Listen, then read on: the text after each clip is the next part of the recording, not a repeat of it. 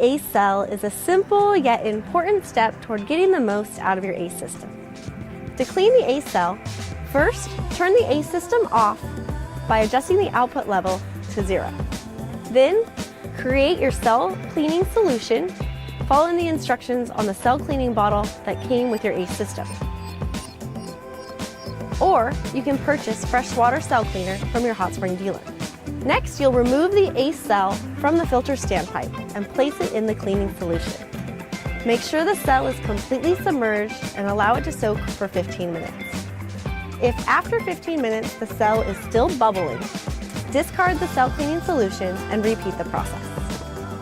Once there are no more bubbles coming off of the ACE cell, the cell cleaning process is complete. You can then reinstall the ACE cell into the filter standpipe and then turn the ACE system back on by resetting your output level.